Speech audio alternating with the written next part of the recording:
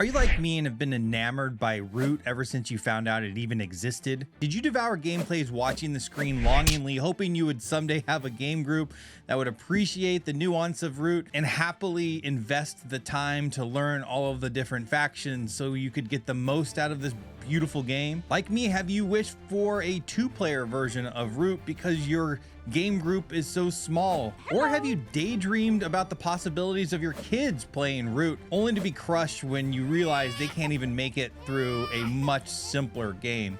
And if you answered yes to any of those questions, I can assure you, you are in good company. I feel the same exact way. However, if you haven't been paying attention over the last year, Leader Games has snuck a game out into the market that might just suffice at least some of those desires. And that game is AHOY. There was no crowdfunding FOMO that boosted this thing up. In my mind, I don't know, I expected to hear much more about this game. It certainly hasn't gotten the fanfare that I think it deserves. AHOY is a 2 to 4 player, asymmetric, kind of battling slash area control slash pickup and delivery, depending on what factions that you have. And the cool thing about it are the core two factions are totally okay to play 2-player. You really don't need a third or fourth player to get this game to the table and get that kind of Root feel. In AHOY, I think Leader Games has introduced a game that is meant to answer many of the common criticisms of Root. And if you stick around, I'm going to break down the core mechanics of this game and tell you exactly what I love. If you stay to the end, I'm gonna tell you a couple things that I think can be improved on this game and what Leader Games is possibly doing to address some of those in its next crowdfunding campaign. Before we get there, let's do a quick overview so you understand kind of what this game is doing. And let's start with a turn. Prior to a round, you roll all of your dice. It's either 4 to 5, depending on the faction that you have. And each turn you are placing 2 or taking 2 actions that in most cases have you placing one of these die on your personal player board. Each faction has some very similar actions, and there's also some asymmetric actions that kind of nest with the strategy of the faction that you're trying to play. Before we get into those though, let's go into a couple of core concepts in this game so you get a better idea of the flavor before we jump into the details of the factions. The game starts with 2 tiles, and on these tiles there's different symbols in each space. Each symbol has sort of a different function, and when you land in them will trigger a different action or response. There's 6 different types of terrain.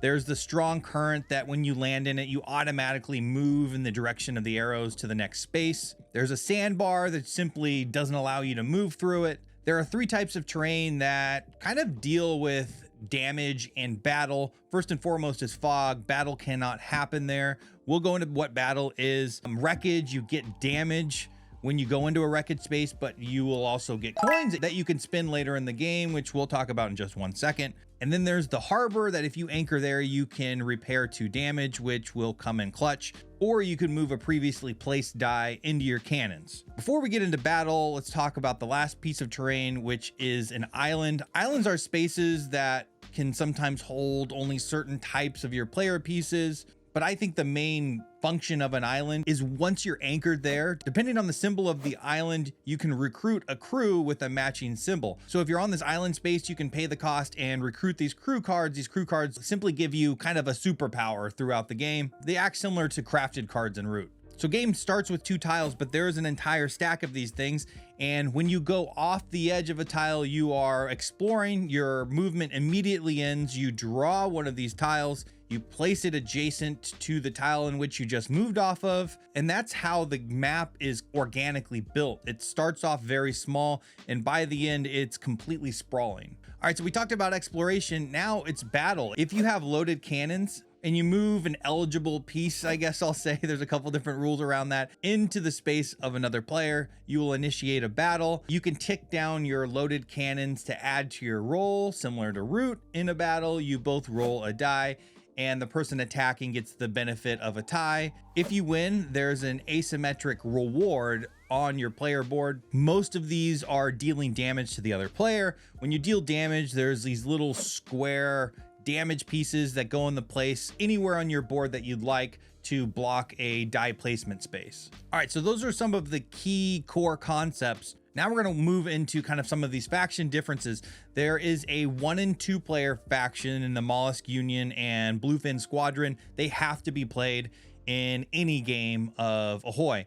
Then there is a 3 and 4 player faction. It's a duplicate of one another, which is the Smuggler. The Smuggler kind of feels like the Vagabond, and they're kind of doing their own thing, but also affecting the game state as they go around. Let me explain a little bit. So the idea of the Smuggler is to get to these islands, recruit crew, which the crew are actually goods, because at the bottom of each of these cards, they're kind of dual purpose. You know, for the core 1 and 2 player factions, they are a crew member, but for the Smuggler, they are goods that they're trying to pick up and deliver elsewhere. And there's instructions on the bottom of each of these cards on where to deliver them. They also don't have to pay the cost of the crew member in order to pick them up. So they're playing a totally different game. And each time they deliver one of these cards to the proper location, they get points for them. The other interesting thing about a Smuggler is as they deliver these goods, they put them in a pile and place a token that's related to either the Mollusk Union or the Bluefin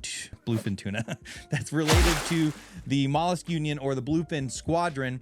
And they're essentially betting on who's going to control those territories at the end of the game.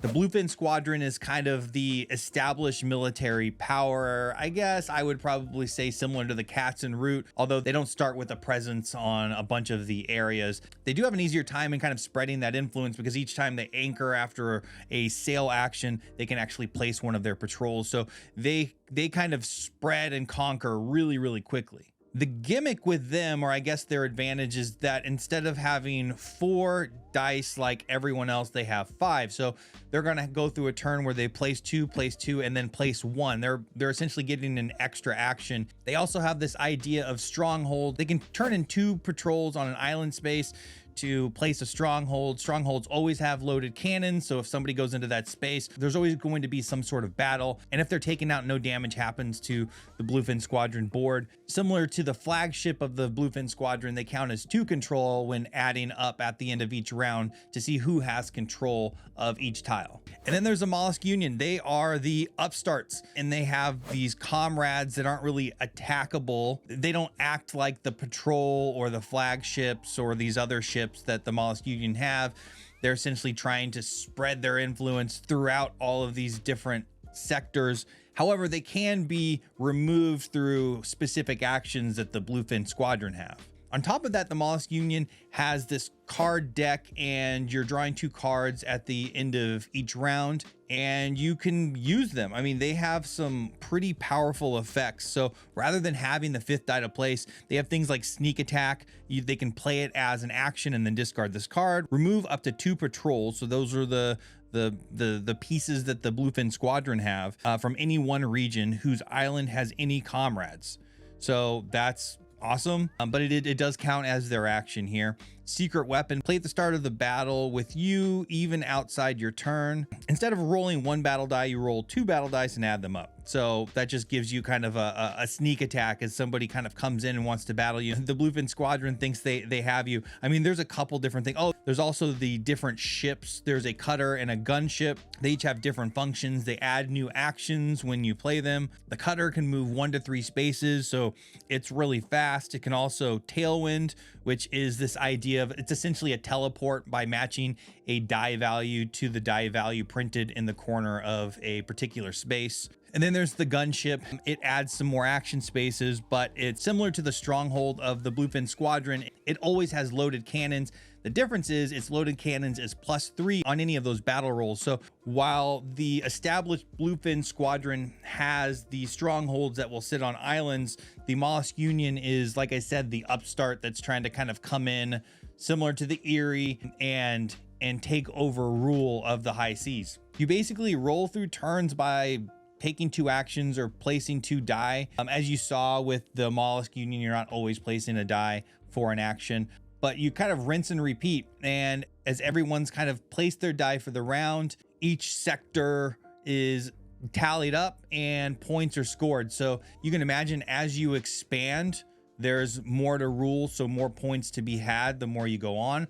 And on top of that, that wealth die is ratcheting up as the smugglers deliver in a particular area. Side note, in a 2-player game, that wealth die only goes up when the first player each round at the end of the round will increase a wealth die of their choice. So it actually ramps a little slower than with the smugglers, depending on, of course, how many times they are delivering.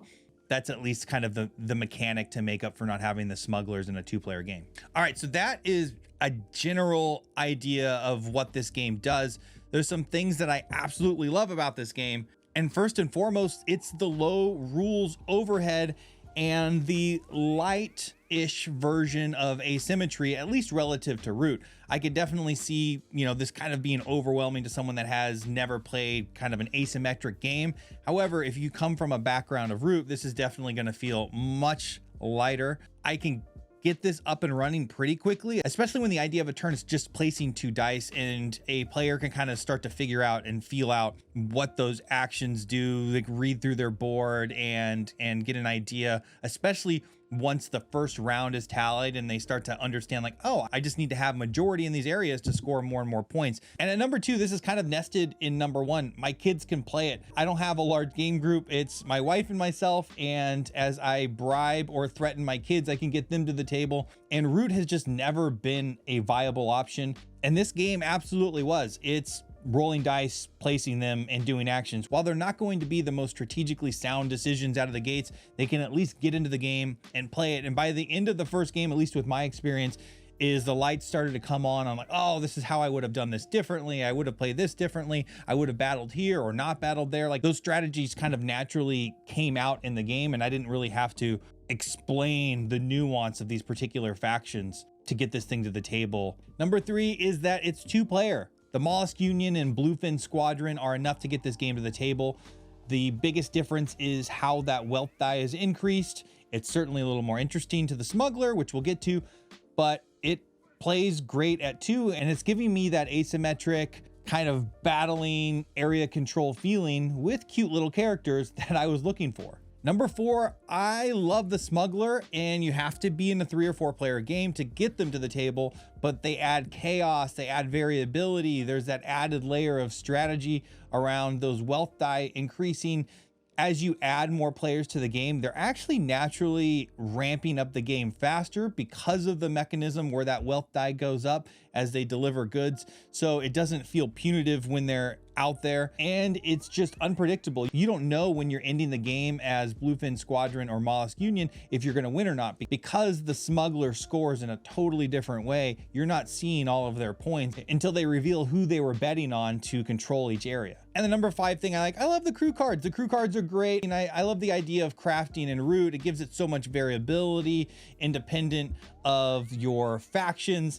It's just great. There's not a whole lot to say there. I will say I was sort of surprised that they don't score points. They're just given abilities. So at least to me, I start to ignore them later and later in the game, but they're fun either way. So there's a couple things I felt can be improved on this game. And after reading some of the designer diaries for the expansion that's coming in AHOY, it's coming to crowdfunding in backer kit. This is not affiliated, not sponsored, nothing like that, but I'm still really excited about these. So in the 2-player game, there's only 2 factions. You're playing the same game every single time. Maybe you're swapping factions and learning how to play that one, but there's just 2. So if my goal in getting this game is to get a lower overhead 2-player Root, the replayability was really affected by only having these 2 factions that you can play at 2 players. However, there are new factions coming, of course. In fact, there's 4 new factions, and there are 1 replacement for each color. See, there's a yellow Mollusk Union and blue Bluefin Squadron. They now have alternates that are coming. Replacing the Bluefin Squadron is the Blackfish Brigade. It's a Orca faction that has really high mobility, runs across the map, has a really cool pod piece that goes around the wealth dice and moves around the map and drops off their soldiers. Essentially, it definitely seems like it's playing totally different than the Bluefin Squadron. At that same time, it needs a balance, of course, so they added turtles. So cool. What is it? They are the Shellfire Rebellion. And one of the things I got during the live stream is the idea of kind of shooting shells or their pieces across the board, and having a stat with how many spaces you can actually shoot across the board, and you can even shoot it across gaps in the map, from what I understand. Don't take my word for gospel. This hasn't fully launched yet, but it seemed really cool. And the other thing I thought that could be improved is I never really understood why there were two smugglers. You know, maybe it was just balance issues, like to have a fourth variable might have kind of, you know, killed the balance of the game. But I'm actually most excited for this. The factions that they are introducing to kind of replace the smuggler, or at least give you an alternative to the smuggler, look incredible. There's one called the Coral Cap Pirates. They start as a single vessel trying to raise as much fleet as possible. There's a lot of really interesting mechanics there. There's also a Leviathan giant sea monster. Oh my gosh. This is like a snake thing that winds its way through the map, scoring points depending on the number of pieces it has. There's a lot of really cool mechanics there. These 4 factions are significantly more weighty than the base 4, but they still balance to be played with those base factions. So I can get new players to the game, or my kids to the game, playing base factions, but I could play something really interesting like a Leviathan. Like how cool is that? So now this is turning into kind of a mini Root in my mind. Certainly there's huge differences, and the factions will probably never be as in depth as Root, but that's great. I think this game sits in a space independent of Root, and it's speaking to a player like me that just doesn't sit consistently in the situation to be able to get Root to the table. Suffice it to say, I am really excited about what's being added to this game. I'm glad that Leader Games is continuing to support it. I don't think it was meant to be supported past the original release. It was meant to be a standalone, really tight little game that wet the whistle of somebody like me that needed to get Root to the table at 2 players, or even get their kids playing this game. Speaking of 2 players, if your game group is primarily 2 players, you might want to check this video out. This game is awesome. This game might just be for you. And on that note, I'm out of here. Thanks for watching.